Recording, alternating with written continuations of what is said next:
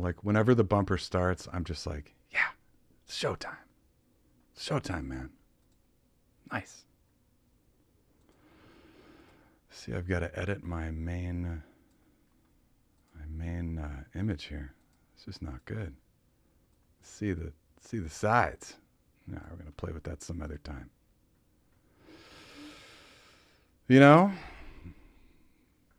sometimes you just kind of let the edge of the green screen show. You know what I mean? How y'all doing? Y'all? Man, every time I wish I could just shout out every single person in the chat. Oh my God. I feel like I know everybody. There's a couple of you whose maybe usernames are different than your Instagram handles or your actual names, which I know. Anyway, our international viewers, our domestic, I'm like, what's the word? Our domestic viewers, man, it's just great to see you all. Welcome back to the 8th episode of Modular World. I can't believe it. We've had 8. My name is John O. Wells. I'm very glad you're here. Awesome. Show day, baby. Okay. Yesterday, Friday, was, oh man, how many months has Bandcamp done this? Anyway, it was a Bandcamp Friday. I'm sure you all spent money supporting each other and new artists who you don't know. Awesome. Bandcamp Friday, all the sales go to the artist or the label. Bandcamp doesn't take their cut, 15% cut. So pretty exciting. And last night I sat on Colorado Modular Synth Society's stream. They've been doing this monthly Bandcamp Friday playing party where we play tracks and support our friends and try to get them to sell some records or some what are they called now? It's downloads or streams or whatever. Great show. Olivier Egley, our brother who runs Aerogrid Records, sat on the show, and Cult of One sat on the show, Memory Bell, Calatrix. We did a little section for New York Modular people. We did a little section for Aerogrid, played a bunch of Aerogrid artists. Great show. Lillian Primrose in the chat. Yeah, it was nearly a 4-hour stream. It happens every time. Like we have this, like Christoph Monoscene and Dave Soto, Sign Mountain, get this like wonderful playlist for us, and then we just like talk and act like idiots. And well, they talk, I act like an idiot. And it's just a great time. Last night was awesome. If you see it next month coming up on your Instagram feed or wherever, go to that. Such a great show. And a little bit of housekeeping here. I don't think that I'm going to have another show in October.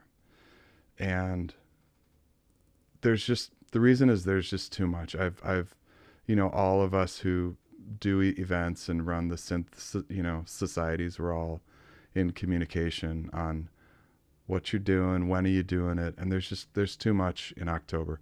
I'm happy that I can squeak this one in the beginning of the month, because there's too much, and I think that we're already kind of past the point of too many streams going on.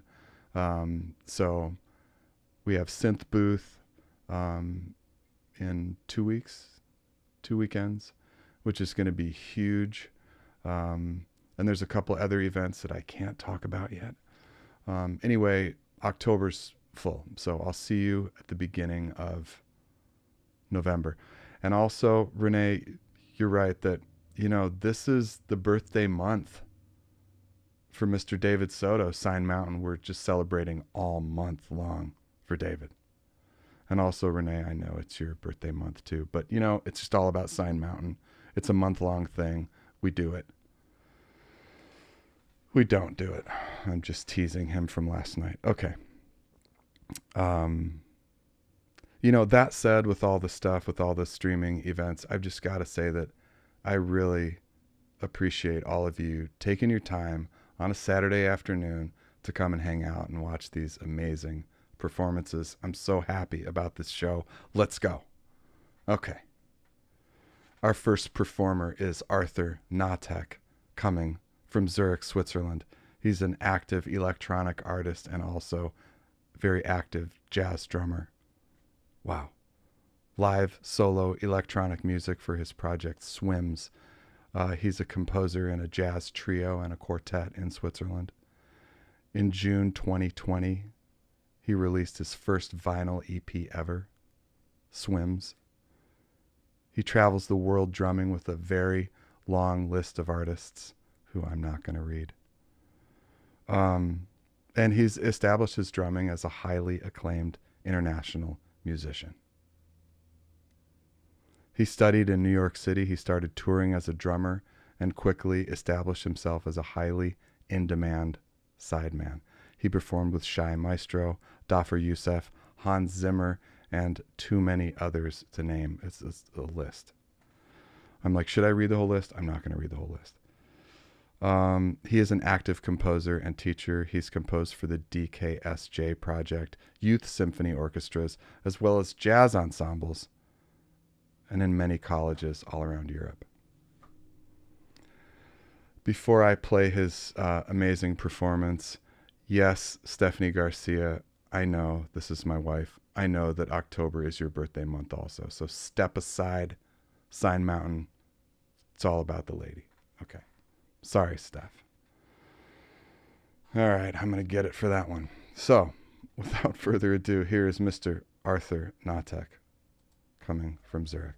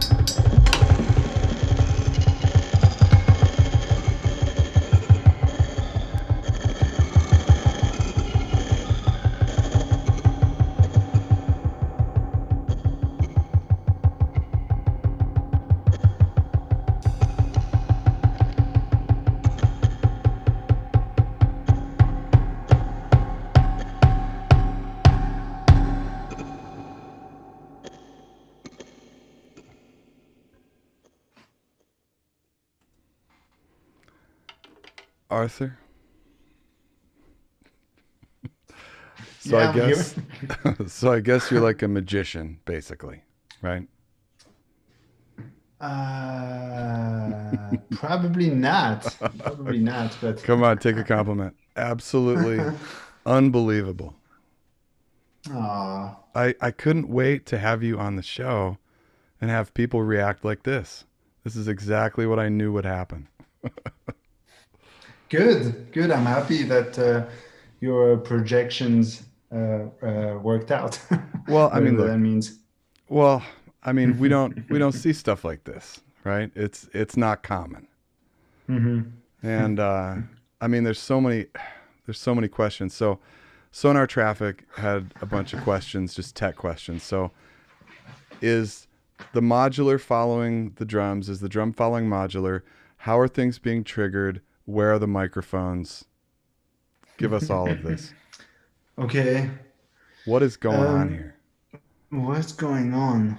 I mean, I think the heart of the process of that kind of snippet of music that you just heard, because it's just, I come from this jazz background, which Right. means this improvisation.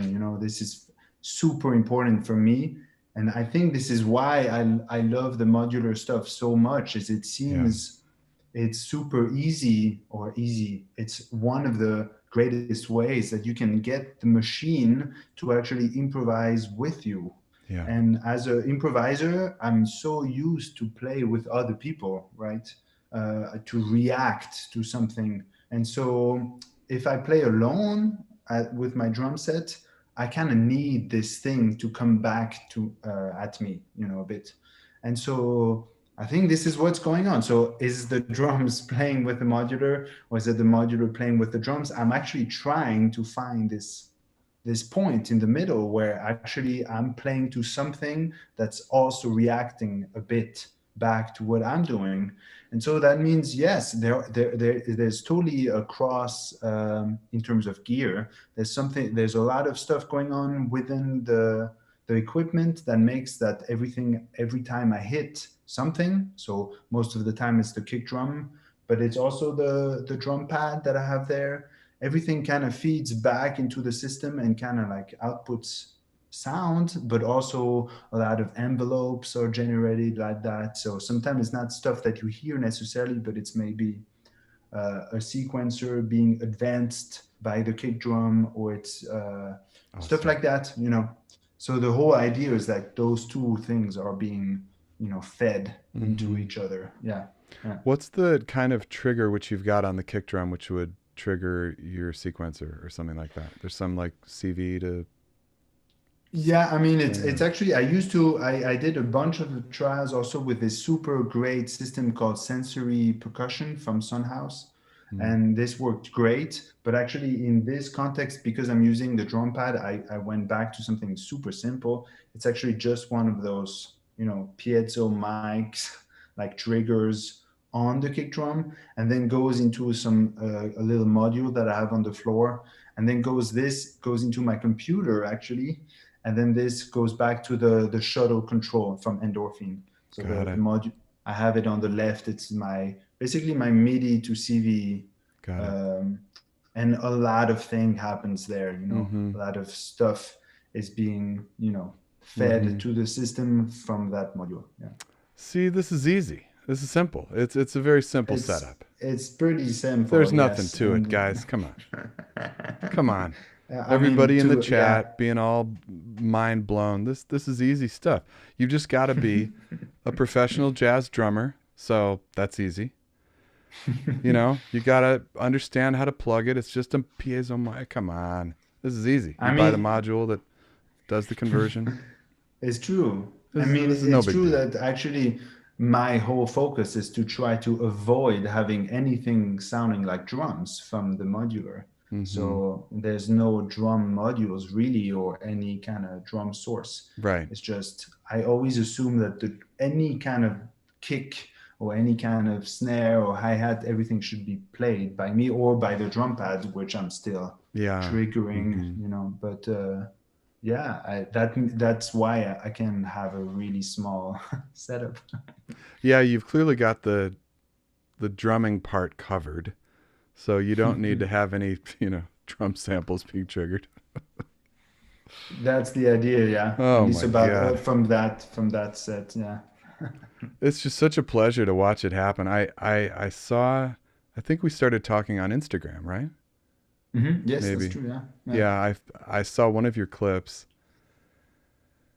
And yeah, my reaction was what most of these people were in the chat. My jaw dropped and I contacted you right away and I was like, "Dude, so I have this show.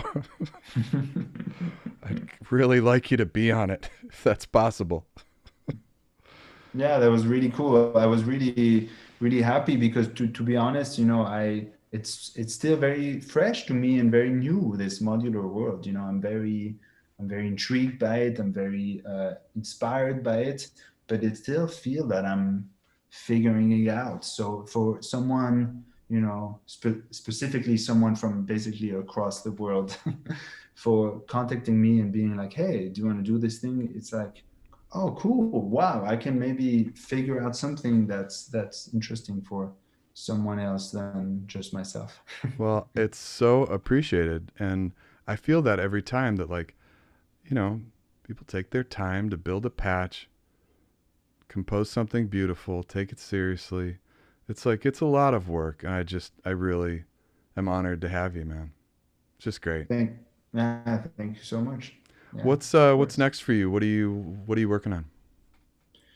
I mean, this basically this solo setup that I have that I call Swims Hmm. is an ongoing thing. You know, I just released this EP, and I've been kind of like I was supposed to do a lot of shows to kind of like promote it back in March and April, and a lot of things kind of shifted, but also in a cool way. You know, because I was able to put it out and talk about it. I'm actually playing frequently. I actually just played a show a few days ago with this solo setup, I and saw that. Yeah. you know it's Hmm. super cool when I can go out and play on a really big PA and bring the light guy with me and do this show. You know, so this Hmm. is something that I'm definitely like focusing on.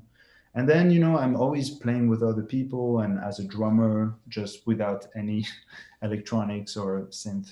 And Yeah. so this is still happening quite a lot. You know, I'm lucky also be in a part of the world where actually shows are starting, and you know we can play and it's cool. So you know Good for the you. next few weeks Yeah. and months I'm actually quite busy. There'll be a bunch of concerts going on, more locally in Switzerland, but it's I'm still working on this solo setup like basically every day. You know, go to the studio and try to figure out a new way to do a whole show. So hopefully I'll be playing more of that kind of stuff soon. I have no doubt you're in high demand. That's just great. Great, great, great. I want to make sure I'm not missing a question in the chat. I Yeah, actually, of course, of I course. actually think we've covered it. Yeah. Okay. So, all of your links are underneath the video that's playing right now. All your Yes. links to Yeah. all your places that we can reach you and follow you. I would just really encourage everybody to at least follow Arthur on Instagram. He posts, his stuff is great. Bandcamp, his album that he released in June. That was vinyl. Yeah, yeah. Do you I still have some of actually those left? yeah, definitely. I have a couple, and it's always a great surprise when I get to ship them really far away. That's So it's awesome. nice. Yeah, yeah. Well, joining us from Zurich, Switzerland, Mr. Arthur Hnatek. Thank you so much, man. Thank you so Mm. much for having me. I mean, it was super fun to prepare and to All be right, here right now. we'll stay in touch, brother, and yeah, thanks. Yeah. Thank Okay. you. Have a nice rest of the show. All right. Bye, Arthur. Bye bye.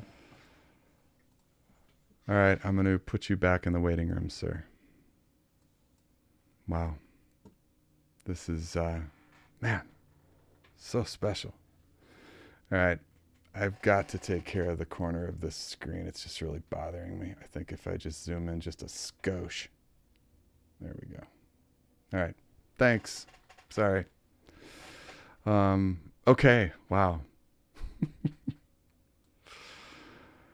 Oh man, Mr. Arthur Hnatek. Thank you so much. God, so special. All right. Let's move on. Mm-mm-mm. If you're just joining us, my name is John O'Wells, and you are watching Modular World.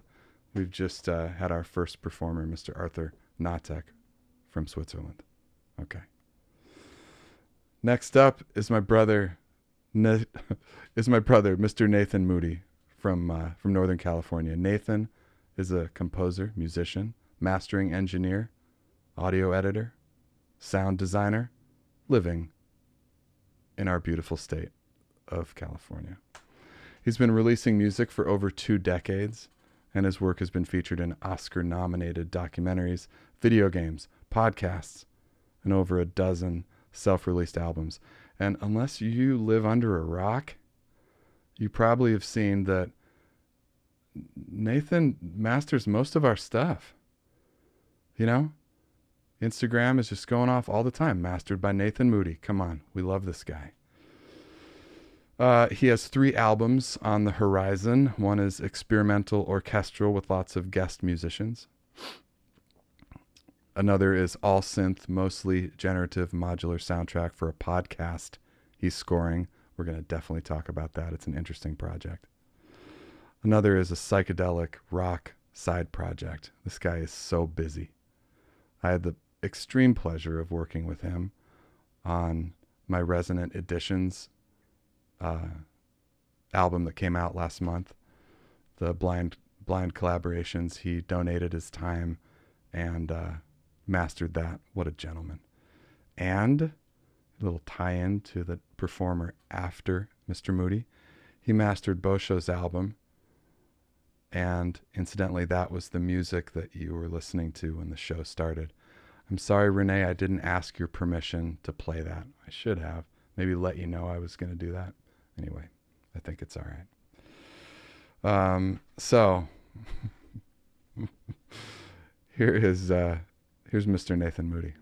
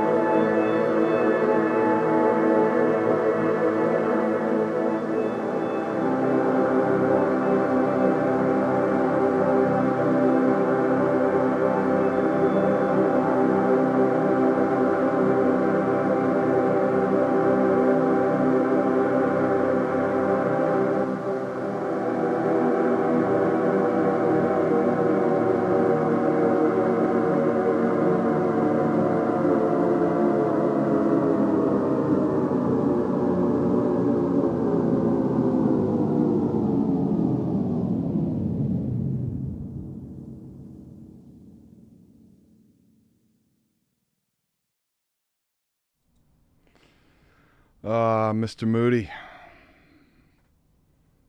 Mr. Moody. You with us, man? Yep. That was, yeah, lots to unpack there. I know it was short, but thank you. Oh, man, you just leave them wanting more. It's a beautiful thing.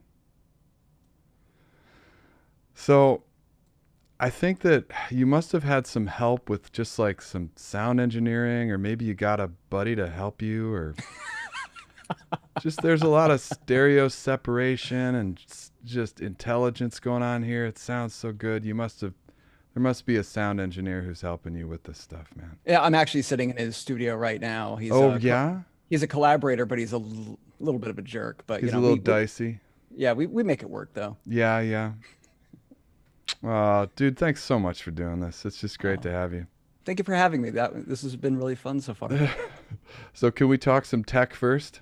Go for it. Yeah. All right, so the HCTT, you got the cassette, you got verbose, you got non-verbose with verbose knobs. What's going on here, man? There's so much. Well, I'll start with some things that I just saw come through in the chat. So Okay. Someone asked about the Mellotron sound. That's actually a Mellotron. And I just thought it was kind of silly to put a Mellotron back out to cassette and then put it through another variable speed Trying to device. make it sound lo-fi, right? Yeah, that the little modified tape machine is a MVS1 made by Randall Taylor, who is better known as Amulets. And so he just does these really simple mods, and they're very affordable and very playable.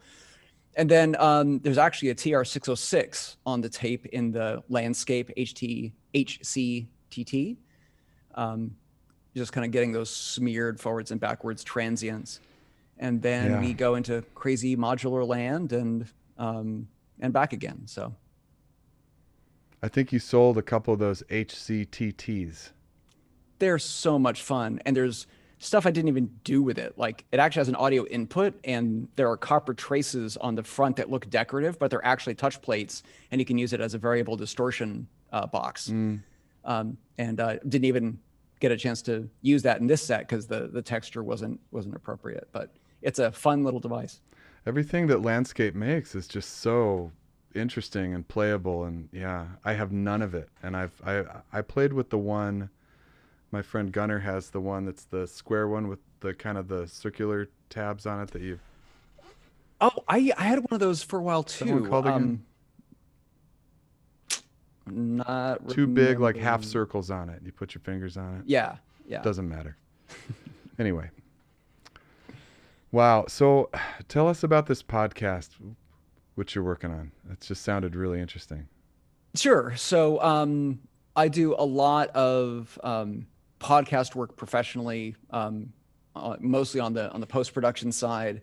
And a friend of mine who's running a podcast, it's really fun. It's called Hyperlab Omni, and it's just pure nerd humor, super into kind of like the occult and sci-fi, and using old issues of Omni magazine to frame the discussion. So like even the fact that they're focusing on Omni magazine is kind of fun and funny. And they were doing some kind of test records, and they shared them with me, and listening to the mix, I'm just kind of like, oh, the music you're using is okay. And they're like, oh, it's just all open source stuff. And I'm just kind of like, we could just elevate this in a major way. What if I scored the entire podcast? And so we started talking about it, and they were like, what we want is underscore under everything. And based on how long a season of a podcast is and how long each episode is, quick back in the napkin math showed that I needed 12 hours of music to cover an entire season without any repetition. Wow. And because it's kind of very late 70s, early 80s science fiction driven in terms of the content, I'm like, generative modular is the only way this is going to get done. Right. And it felt appropriate. It was really fun. And so I'm up to like, I think hour 9 now of actual recorded and composed music for the show. And it's almost entirely with this setup that you see here and that I used in the set. So it's been really fun. God, what a great gig. Yeah. Now, you mastered Boscio's album that we're playing. We're going to hear him next. Talk to us about, like, I know the process that you and I went through on Resonant One. Is it similar, right? Send tracks, you tweak things, you send back. Like, how was the process with Renee? It was amazing because there was not a whole lot of need to do to Renee's work, which is Right. kind of what you want. There's this Kinda weird knows what he's irony. doing. Yeah. Oh, absolutely. Yeah. And the music's just powerful and emotional, and it's a fantastic album. Mm-hmm, And mm-hmm. one of the weird things about mastering is that whether you're working on something that needs a lot of kind of care and feeding to polish up and make right, versus something that comes in the door that's almost ready to ship as is, Right. it takes the same amount of time. Mm-hmm. Because the stuff with obvious needs, there are usually more of them and it takes longer to do. Whereas the thing that comes in that's professionally mixed and is almost good to go, you spend just as much time trying to make tiny increments and doing and undoing it, saying like, am I making it different? Am I improving it? Or am I just making it different? Right, right. You know, what we did on Resonant One, your compilation, was different in that it was a compilation, which is a whole nother every track had issues. Yeah, right. Or every track was different. Every track is different, exactly. Right. And like so, kind of largely different, you know? Yeah. And so I always find those to be fun challenges, where it's like a mini album for every single track and trying to make everything kind of family together without changing the inherent nature of the tracks. Always interesting balance.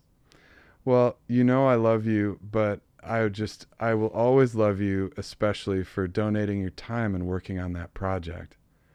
That was just such a generous and beautiful thing you did. Absolutely. I have a corporate business practice of if a project is giving a certain percentage of the revenue to charity, that is the discount they will get. So if all the money is going to charity, it's a pro bono project. So that just makes me feel better about what I do at the end of the day and feel like I'm contributing. Man. So, well, I mean, I recall when it was after the George Floyd situation happened was when you posted that, like, I've got to get some of my, I'm paraphrasing you to you, so it's kind of silly, but it was like, I've got to get some of my anger and emotions into some positive direction. Hit me up. And I was like, bro, this is perfect. Absolutely. I mean, especially, you know, here in the US, we're struggling every day with all sorts of social injustice and other issues. And, you know, it's one thing to throw ourselves into our creative work to make ourselves kind of feel centered and to process what we're going through, but materially giving back and materially helping to fundraise for really vital causes, I think is just, that should be an assumption that we all. It's what we're here to do. Yeah. Mm-hmm. Yeah. I agree. And speaking of giving back, I really enjoy your audio tip of the day Instagram posts. Thank you. Man, anybody here who's not following Nathan on Instagram, it's a good one because it's maybe like once a week-ish, maybe, or what? Yeah, people make fun of me saying that, you know, I call it an audio tip of the day and it's audio tip of the whenever. Whatever. Yeah, are they posting audio tips? Come on. But trolls, baby. It's just an opportunity for me to reflect on the fact that I do a bunch of different things. I do professional sound design and audio editing and mastering and music, and there's all this overlap that people don't talk about. Yeah. And there's this desire to always think of them as very kind of siloed disciplines. And to me, they're all just slightly different shades of the same core discipline. And so I always like sharing what I learned from one thing and applying it to something else. Yeah. I mean, every single one of them I've watched, I'm just like, damn, you know, I give my little heart likety-like, but man, those are really appreciated. They're just great. Awesome. I'm glad you're getting value out of them. That makes you want to make more. Yeah. Okay. All of your links are below the video in the description. Please follow and support this amazing pillar of our community. Please do that. And just thanks, man. Thanks for being you. And same back at you, John. Thank you so much for having me here today. Can we just touch in really quick? How you doing up there? How's the smoke? How's the health? How's the life up there? Are you doing all right? Thank you. I appreciate that. New fires start from time to time, but things are trending towards being better and more under control. The smoke is really the bad part right now. But as we go from fall towards winter, it's only going to improve as the rains and the winds switch around. So I'm as healthy as I can be, having to stay indoors most of the time due to the pandemic and smoke. But for several months now, pretty safe from fire. So thank you. I feel guilty because friends and family ask me like, "How you doing in the fires?" And I'm like, in Southern Cal, I mean, like I have tons of friends and family up north, and also in Pacific Northwest, and we feel for you guys, and we love you a lot. Totally. So. All right. Well, thanks, man. We'll be in touch. I know we will. Man. And just thanks, Nathan. All right, man. You bet. All right. I'm going to put you back in the waiting room, sir. See, what do I tell you? Just a gentleman. Such a good guy. All right. We're going to move on to yet another gentleman. So we talked about Rene G. Boscio. His music was playing when the show started. Nathan mastered his album, and we're just going to move right on. All right, here we go. So Rene is a Puerto Rican composer for film and TV. He's based in LA. He's contributed to music over 100 episodes of hit TV series such as Riverdale, The Flash, Arrow, and of course, many more. He's composed scores for over 60 independent productions, including a dozen feature films and documentaries, as well as marketing campaigns for blockbuster movies like Wonder Woman. Just 2 short years ago, he got into Modular and started expanding his sound palette for his scores. And I love this part. So when the pandemic started, he, like many of us, had felt a lull in his scoring work. So he finally had the opportunity to produce and record a mostly modular album, which was released yesterday. And it's titled If We Seek with Intent. So the link underneath the video, I believe, goes to that album, or if it doesn't, it goes to his discography, which is amazing to look at as well. And just a word on producing your own stuff. Like, if you work in the industry and you're making music for everybody else all the time, it gets harder to dig deep and create stuff for yourself that's yours. And he finally did it, and he put it out, and I've just got to big congrats on that, man. We played one of your tracks last night on the Colorado show, and I know that projects like this take a lot to get off your chest and get out there, and for those of you who work in the industry all the time, it's even more so. So big respect there, man. So my friends, here is Boscio.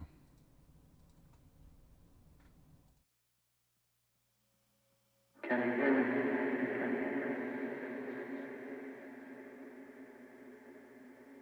Can you hear me?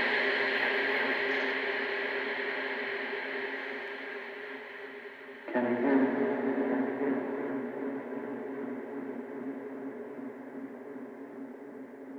Can you hear me?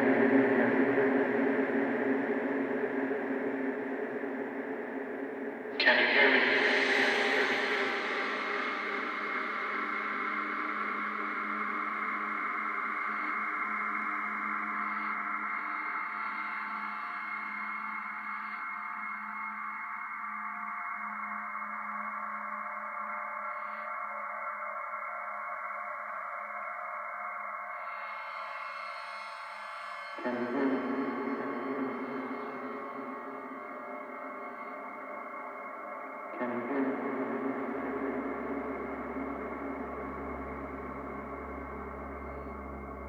Can you hear me?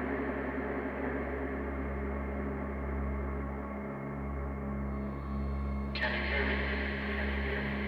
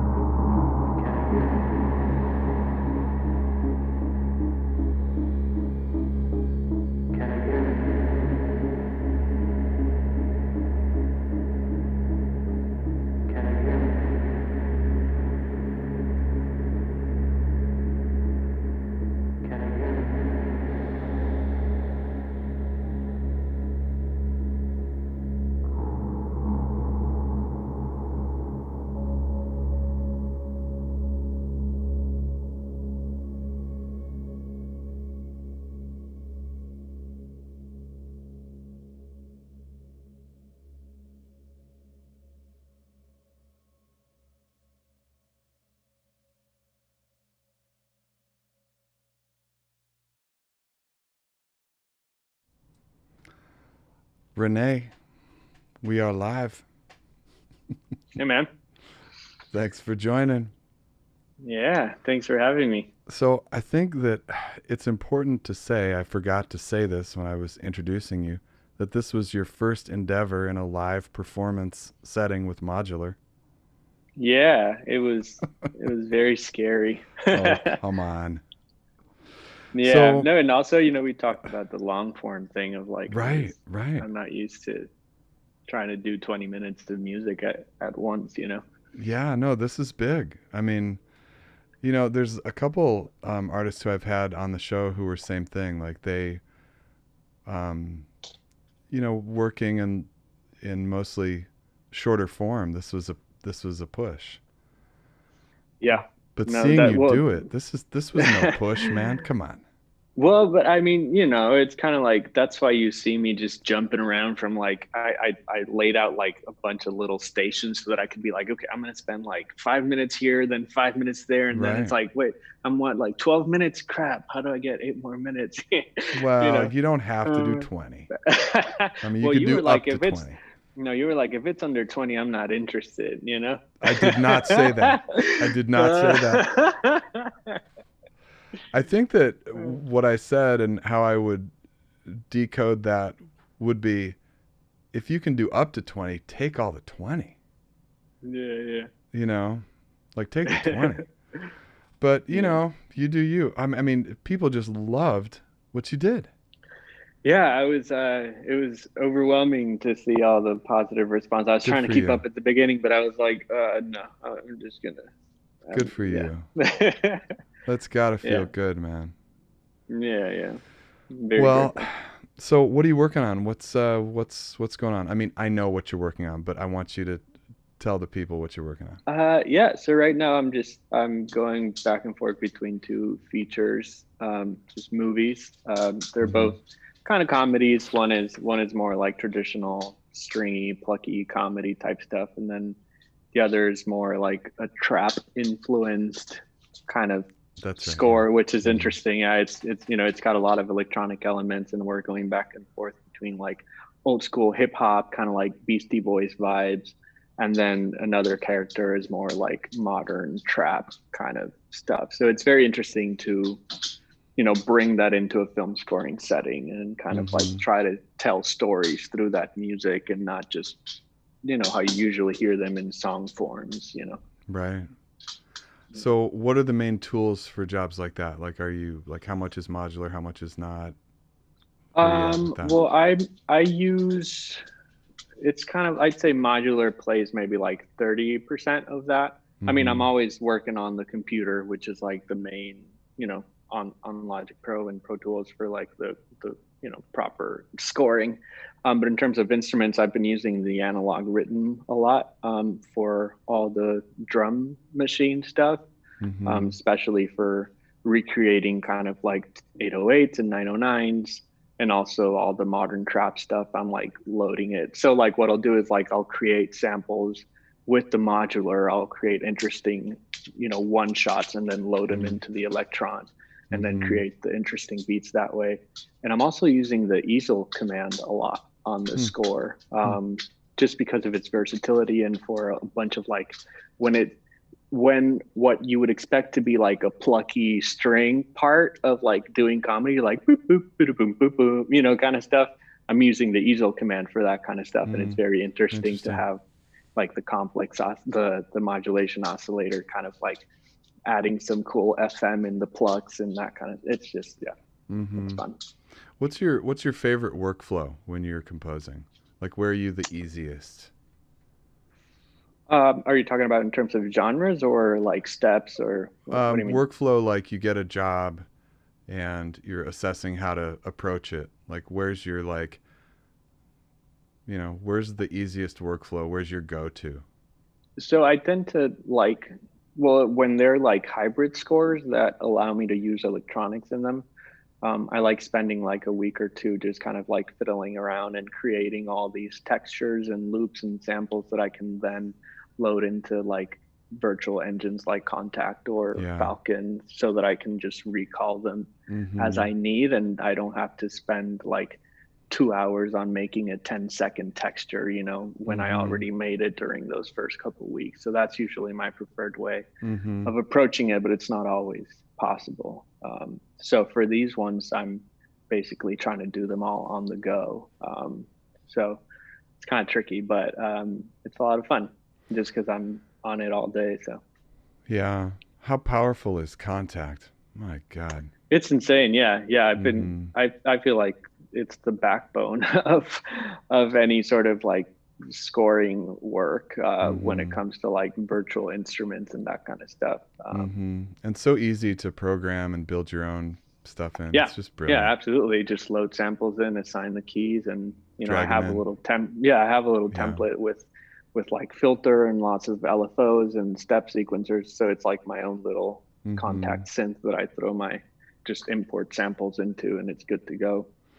I like working like that, and then I'm excited to work the other way. I just got my hands, it's in the mail, on a Bitbox Micro, because I'm really interested in multi-sampling out of something like Contact, where I've got some crazy libraries in there, multi-sampling into Eurorack and being able to play some instruments that I have never been able to touch in Eurorack. Like, what do you think about working like that? Yeah, it's interesting. I mean, I feel like for scoring, it sounds like you would just be making your work more complicated than you'd need to. It would be easier in scoring to stay in software. Yeah. Yeah, for sure. But I mean, as just like an artistic pursuit, it sounds like very creatively liberating and like, you know, like no limitations kind of thing. Yeah. Because sometimes I don't want to deal with MIDI sync and CV coming back and forth and controlling software from Modular and vice versa. Sometimes I just like to be in the computer, or sometimes I just want to be in the rack. So for that what I found that makes it very easy for me to control the Modular with the computer is instead of trying to send it like a clock from the computer, I just create a MIDI track and I play in the gate of what I want my clock to be. So that way it's just sending like a MIDI gate that essentially becomes my clock. Right. And it avoids the slight like millisecond like thing that tends to happen if you're sending it just clock straight from the That's a simple solution. That's great. So it's just like a constant or occasional or whenever you want it, like clock that like reminds. Right. Yeah. Like reminds it to stay on. Yeah. What a great idea. Talk to us about this new record that I'm so happy for you, man. Yeah, it was very like heartwarming yesterday to see everyone sharing it and getting it and like really enjoying it. And you know, Nundale, the Greek guy last night said of the track that was being played, like, oh, it's Painful Beauty or something like that. And I was like, yes, like I'm so glad the emotions that were behind the tracks are coming across a lot of times. Cause you know, I did the little PDF booklet to kind of like try to communicate because it is a very much like a storytelling album, you know, because that's when I write music, it's always a story that I'm looking to tell. I'm very bad at just writing music without any sort of like storyline.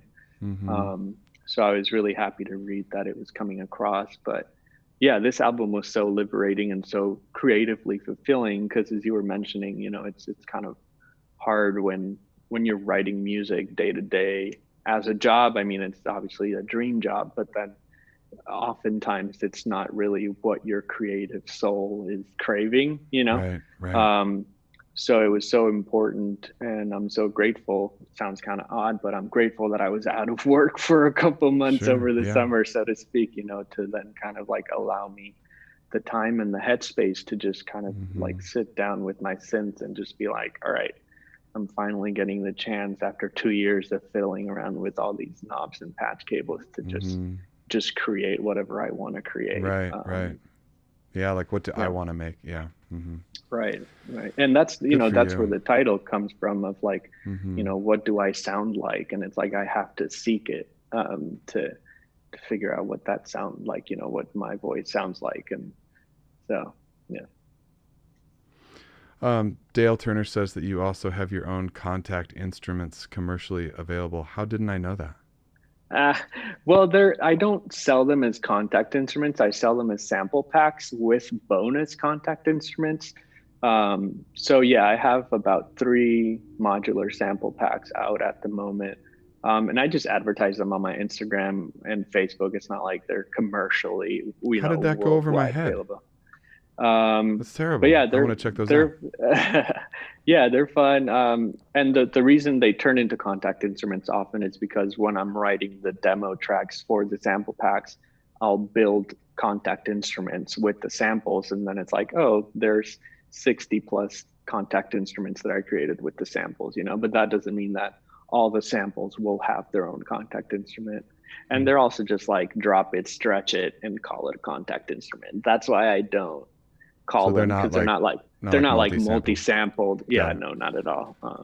Drop it and stretch it, baby. There's a lot to be said for drop it and stretch it. No, I mean, unless you want to really track pitch, yeah. Right, yeah. But so I'm actually going to start working on a noise engineering sample pack now. I got a noise engineering case here, and that's going to be the next one, just all from like noise engineering voices. Cheers. So yeah, fun that's stuff. Great. Good for you. Yeah. All right. Well, my brother, we will stay in touch, I'm sure. And yeah, thank you for having me. Thanks so much for coming and doing this. Yeah, and I mean, for real, like I mentioned, you were the person who like encouraged me, like, no, you just do it. Just do the performance. Because if not, I would have still been like, I don't know. I'm not a performer. I just, write scores. So appreciate that. You got it, man. Yeah. All right. I will let you go. Thanks so much, man. Thanks. I'll jump back in the chat now and try to catch up. Okay. All right. Cool. Thank you. All right. I will put you back in the waiting room, sir. Cool. Man, oh man. It's just awesome. So awesome.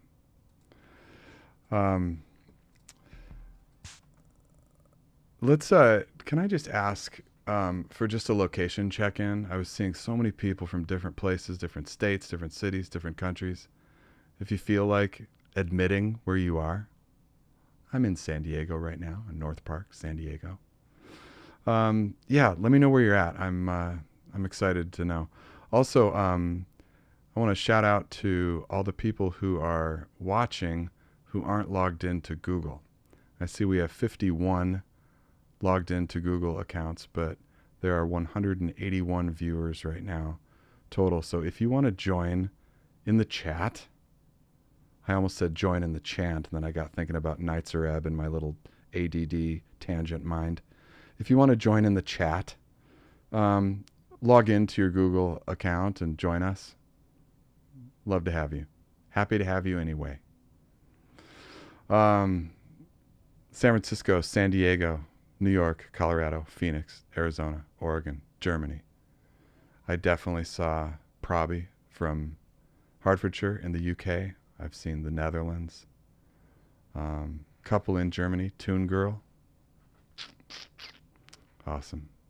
Canada. Oh, Tangled Waves is here. Awesome. They're going to be on the show soon. What they do is so exciting. Somebody mentioned Mike Lee Birds on the show coming up, or it was in the past. Yes, he's going to be on the show. We've spoken. Love him. Had a good chat. And he's going to be on the show soon. St. Louis. Man, Tangled Waves. Let's just have a little tangent for Tangled Waves. These two, husband and wife team in Montreal. And, should I give it away? Sure. Follow them on Instagram and see what they do. She draws on a tablet with a stylus, amazing art, to his music. We'll have a very interesting visual and musical performance from them. Awesome. Loya, of course, from France. Tyet's here from St. Petersburg, Russia. My Aerogrid brother. Love you, man. Okay. Okay, let's move on. Yeah, I gave it away. Sorry. But look, I mean, Okay. Mr. Steve Merritt from Birmingham, Alabama, performs as Child of an Extinct God. Love this guy. Follow this guy on Instagram if you want to see some real treats. He's a lifelong musician. He's spent years playing bass in bands.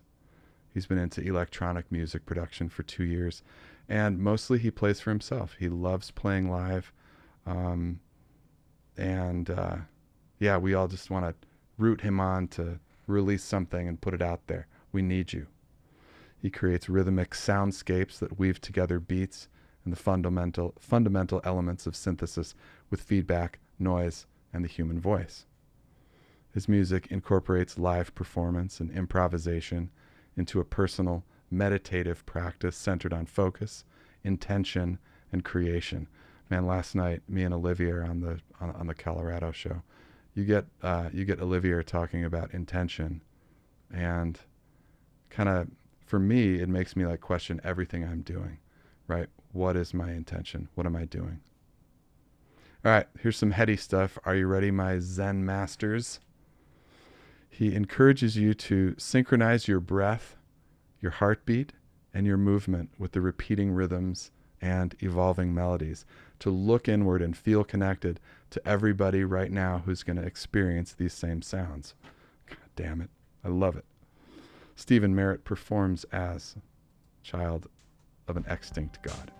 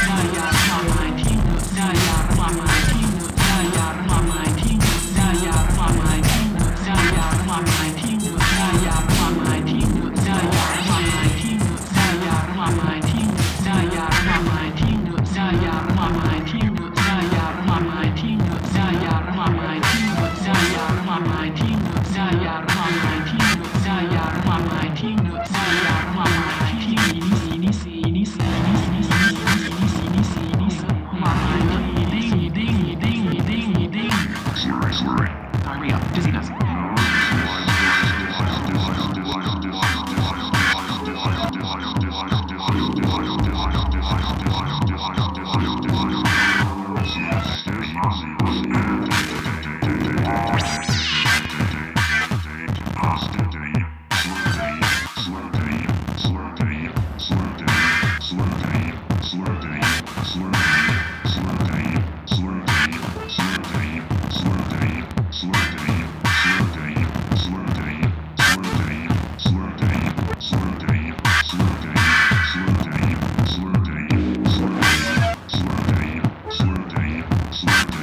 Slur day.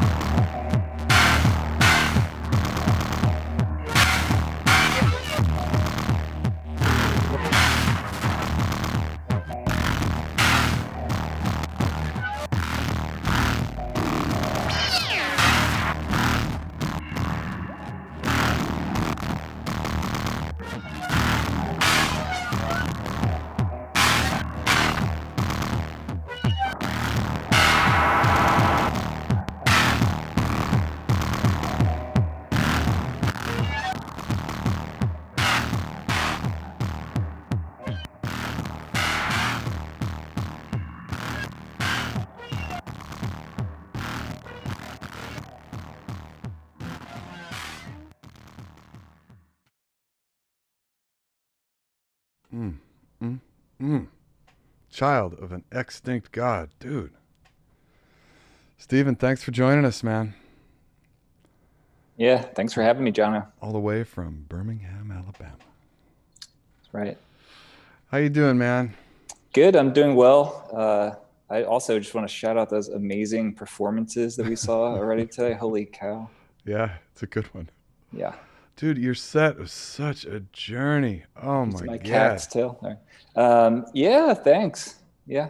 Up and back and every which way. So good. Thanks. Yeah.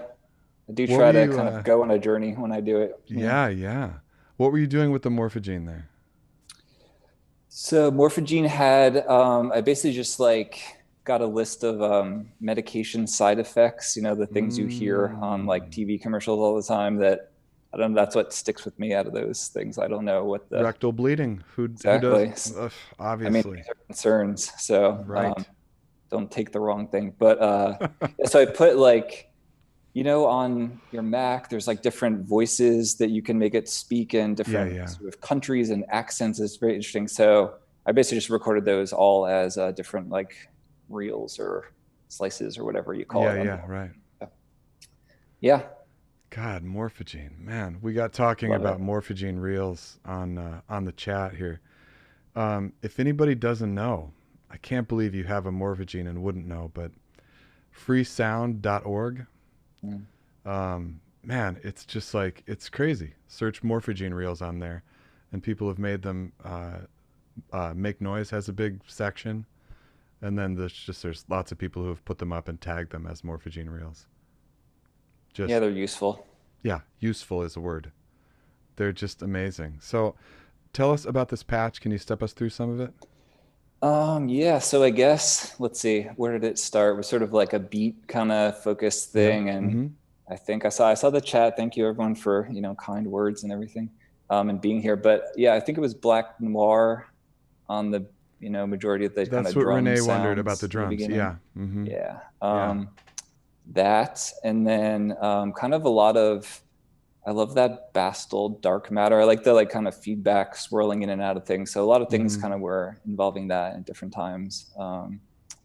And yeah, just all sorts of, I don't know, one small case and modules that do a lot, but are like easy. So things just all kind of working together. But I don't know, it's fun. I just like to play. I just like to kind of get deep into it and see what happens. So.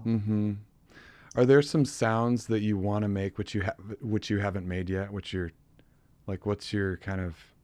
I honestly just like let it be a surprise and make new things every time. I kind of feel like is the point. So I try to like allow that to happen. Is sort of, I guess, how I would answer them. Yeah, right. Follow the sound. I certainly had ideas. I loaded all those side effects into Morphogene. So yeah, right. Go from there. Idea.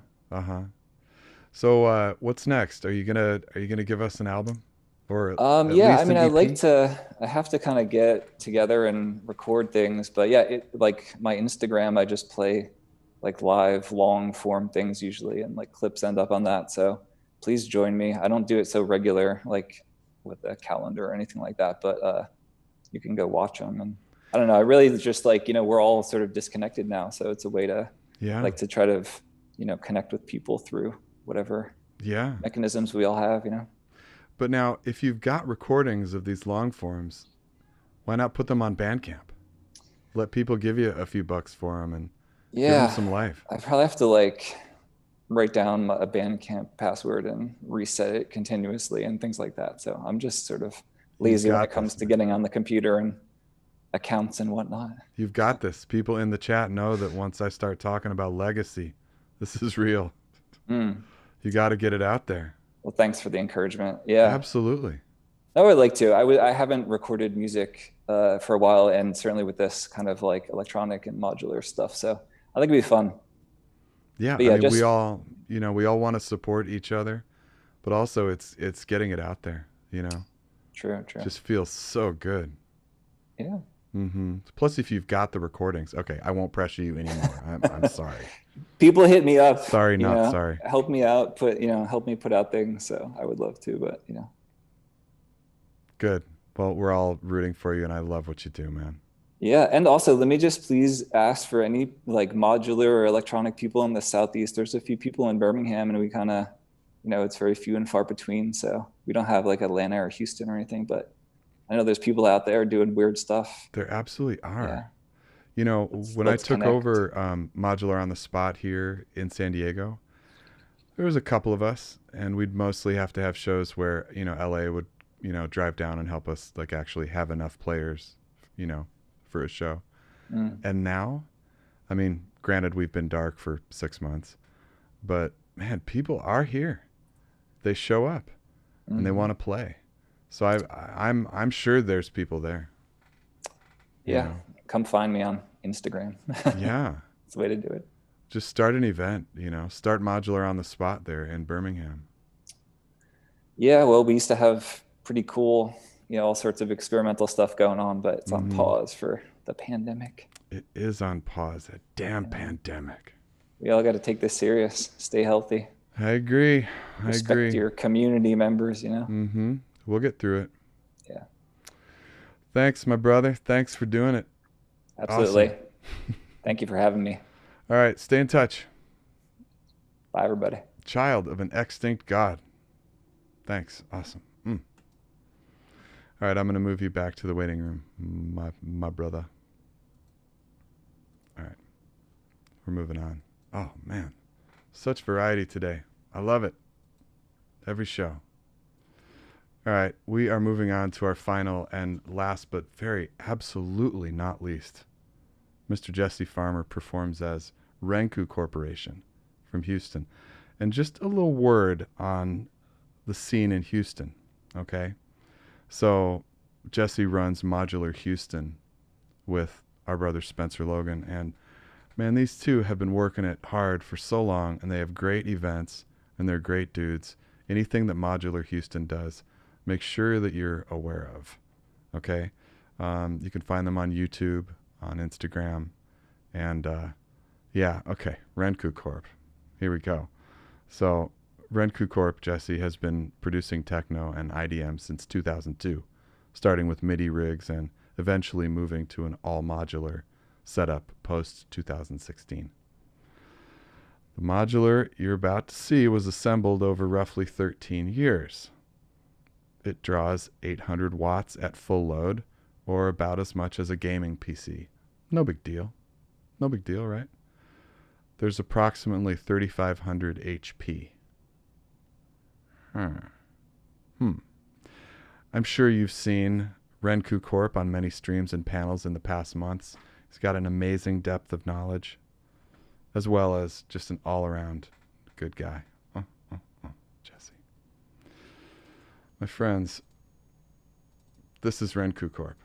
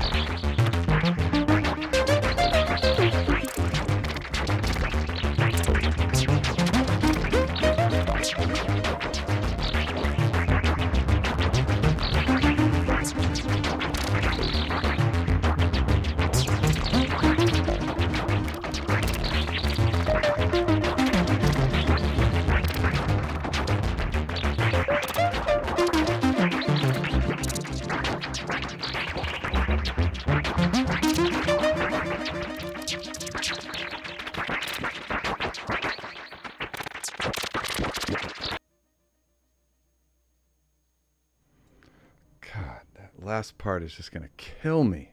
Oh my God. Man, oh man. Jesse, you're live with us, man. All right. God. That last part's just killing me. I mean, so many parts, but oh my God. Yeah, tears time. This would be the time that I'd be dropping the tears. My God. So good. All right, everyone wants to talk about the big rack, but let's talk about the music, all right? Yeah. Great question about how you're sending clock and how you're coming up with all that. Yeah, sure. Talk us through some of that. It's actually pretty simple in the sense that Ableton is running Expert Sleepers VST, and it's just running a sync VST. And then the Ableton runs like a big tape recorder here. And it sends a signal to the ES4 in the corner of the rack that sends a 16th note clock. And it just gets a 16th note. That's it. And a reset at the beginning of the whole sequence. And everything is derived off of that in the modular, everything else. So if there's a faster clock, if there's a slower clock, it's either multiplied or divided. There's two trigger riots are being used, two variegate fours. So just a bunch of sequencers are being used, and there's some logic and things like that going on. Mm-hmm.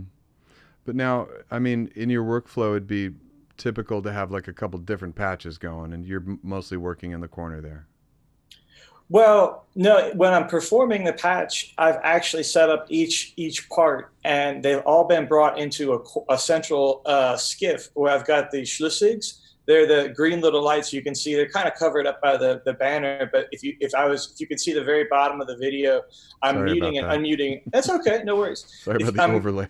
There's a little green box at the bottom, and I'm muting and unmuting the parts to bring them in and out, and then I'm also hitting them off of the sub mixers in different places to bring them in and out.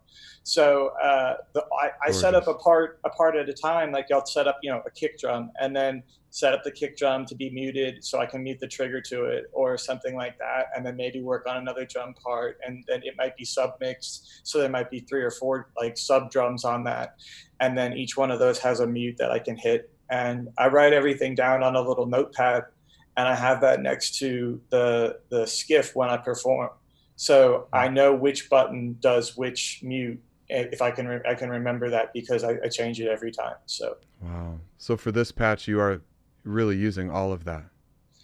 Yeah, I'm using almost it. I mean, not everything, not every module is used. No, but I mean, in that patch, everything's being used. I'm not just focused on one area. Everything's connected. That you see your head lit up is making sound. Wow. Yeah. I mean, there's just so many parts of that patch. They're just, I was just shaking my head. I think John will have to tell him that I made a second version of this video where I edited it and I put in what I'm doing in each part. Right. So will you put that on your YouTube? Yeah, I'll drop the link in the chat right now for everybody so they can see that. All right. If that doesn't work for some reason, put it in the Zoom chat and then I'll paste it in. Yeah, I don't know if you're allowed to paste in links, but if you are, great. Let's see if it worked. I don't know. Anyway. Man, you and I talked a lot about early IDM and our love affair with that era. That's true. We both have the same kind of taste in some of that early Autech Air or Warp records or things like that. Reflex, things like that. Yeah. Mm-hmm. And I've also seen you perform a few times in a lot smaller cases. Talk to us about how you approach that kind of shift in workflow. Yeah, so you can see my performance case over there sitting on the table. Yep. And I have to do a lot of changes when I perform live because I built a whole patch, and like this one was 20 minutes in the performance, but really what happens is I condense that down for a recording into about probably 4 or 5 minutes. And so the patch actually becomes much, much tighter and less expansive. And so that'll be the recording that would go on an album or something like that would be probably about 5-6 minutes, like maybe on that one. And I'll do several takes until I get one that I feel like was pretty good. But I do it all on a live basis. Yeah. So for performing live, what I have to do is sample everything. So, or not everything, but a lot of things. So I have like 5 oscillators in my case over here, but that doesn't compare to what I've got in the studio. So to make the same amount of noise and the same amount of sounds and things like that, I'll take the multi-tracking that comes off of the mixer, and I'll take those individual tracks and stack them into 2 bit boxes. And then I've got the bit boxes I can run the loops on. So one loop might be the kick drum, or one loop might be a pad or something like that. Interesting. Yeah, I know you're a fan of the bit boxes. I saw that show where you were on, talking about those. You really know how to rock those things. Yeah, so I did a show. I called this set the Copyright Violation, and it was just a big mashup set of, I think, maybe 20 pop songs or something, like for New York Modular. Yeah, that was fun. And it was a fun set. It was a fun set to do, and I used 2 of the bit boxes in my live case together, and it's just really triggering phrase samples. It's not too much more than that. I use MIDI sync to sync them to the toolbox. The 1010 toolbox is the master sequencer in that case over there. And then I run the whole sequence off of that. Everything drives off of the clock in that when I'm playing live. HR Terror is saying that the link didn't show up. So send it to me in the Zoom chat, and then I'll just paste it in. Yeah. Okay. No worries. As you're doing that, tell me, do you have any performances coming up? What's next? What's going on? I just released an album on 9/9. It was called 99%. You can find it on Bandcamp. Link is underneath here. Yep. Great. Yeah. And it's the, I think it is the 20th album now, something like that. Yeah. You have a huge Bandcamp discography. It's pretty big, yeah. I think it's 24 hours now, or something like that. That is awesome. Close to that. So you can buy the whole thing. It's cheaper if you buy the whole thing. For the discounted price. That's right. That's right. Where were these people yesterday on Bandcamp Friday? Damn it. I know. That's what I'm saying. Right. But I've been doing it for a while. So yeah, I've got a lot of stuff out there. So yeah. Awesome. I've got probably going to have a new album coming out this month. I've got a lot of stuff that's floating around that's getting ready to be probably organized into an album. What is something that you want to do which you haven't done yet, sound-wise? Wow, sound-wise. That's a hard question. Some of the things I wanted to do have just come about. So like convolution reverb is something I used to do in software all the time. And it's not possible in Eurorack until now. The Tasty Chips ECR1, I have one of those, and it does convolution reverb. And you're actually hearing it in that track, I believe, in one part. Where it's got a big warehouse reverb convolution impulse response. And that's, if you're not familiar with convolution, it's basically just a mathematical operation, but it's very intense mathematically. So it tends to not run that well on lower powered chips. So a lot of these DSP modules that you see, that like the Z DSP or anything that runs a spin FE1 chip, they all are limited in what they can do in terms of the computations.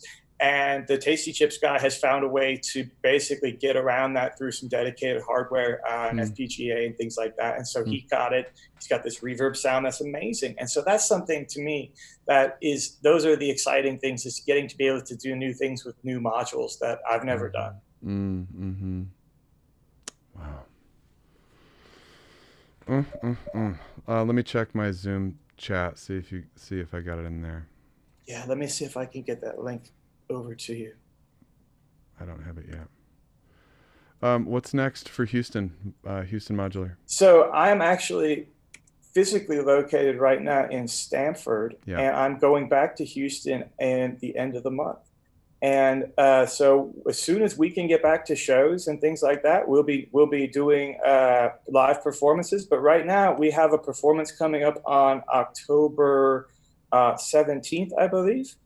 October 17th is going to be Modular Houston at 8 p.m. Central. So that's 9 Eastern. I forget what time that would be yours.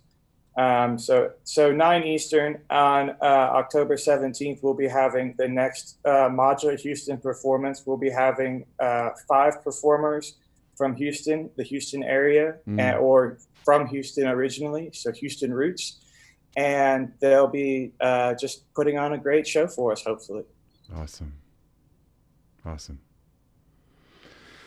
All right. Well, my brother, I'm gonna let you go. I'm gonna look for that link, and when you send it, I'll paste it in. So okay, no worries. Right. I'll grab that real fast for you. Thanks. We'll talk soon, man.